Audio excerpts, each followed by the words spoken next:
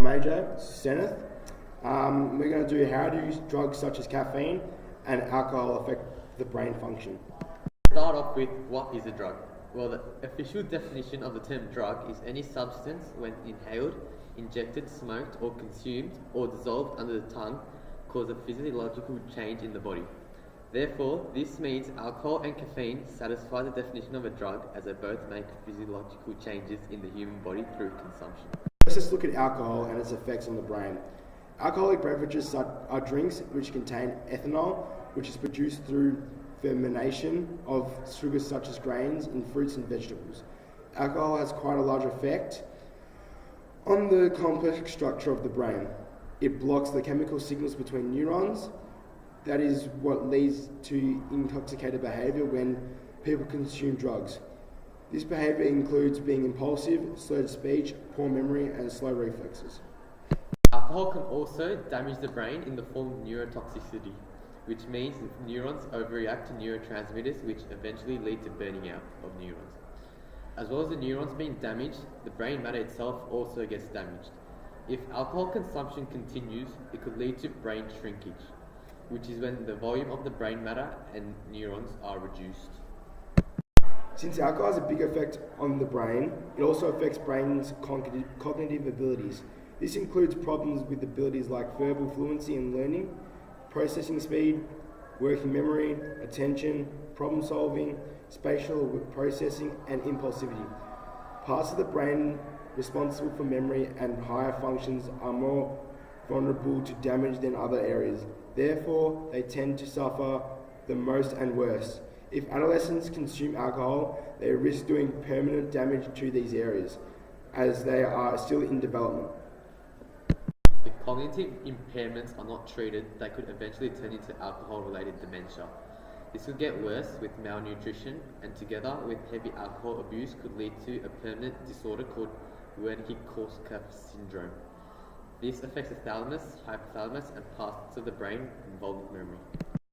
Damage to the thalamus can affect our body's sensory and motor signals and also the regulation of consciousness and sleep.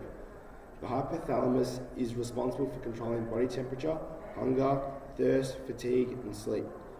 Therefore, any damage to the hypothalamus would be serious.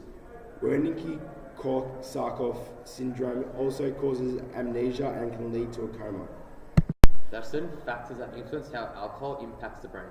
This includes how much or how often the person drinks, the age they began drinking, person's age, level of education, gender, genetic background, family history of alcoholism, or their general health status. Isn't that right, AJ? Yes, that's right. A case study was performed where 772 college students were surveyed about their drinking habits. In this, it was found that the same number of males and females experienced blackouts. A blackout occurs when your alcohol levels are high and impairs the brain ability to form new memories. Therefore, people cannot remember anything from when they get a blackout.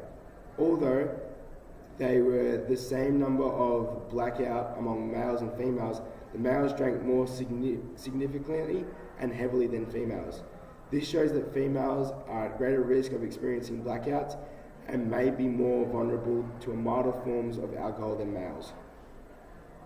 Caffeine is something found in foods like coffee, tea, soft drinks, and chocolate, and can be described as a stimulant drug which can improve mental processing. Caffeine blocks the neurotransmitter adenosine. Adenosine is responsible for slowing down and facilitating sleep. Therefore, blocking this neurotransmitter leads to an increase in overall alertness and energy. Caffeine also causes the pituitary gland to secrete.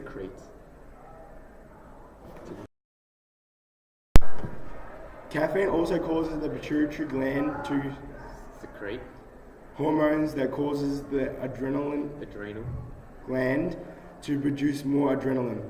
The fight or flight hormone, this adrenaline, increases the heart rate, blood pressure, opens up our airways, and also enlarges your pupils. This also adds to the overall energy and alertness. Consumption of caffeine also increases the production of dopamine in the brain. However, the caffeine prevents this dopamine from being absorbed into the system. This then leads to the feel-good feeling in our brains. This is what makes caffeine drinks so addictive.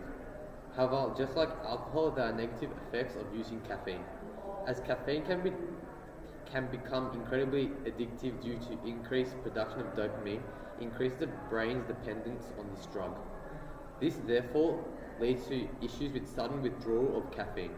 This could actually reverse the positive effects of caffeine and ended up making us feel more tired and exhausted.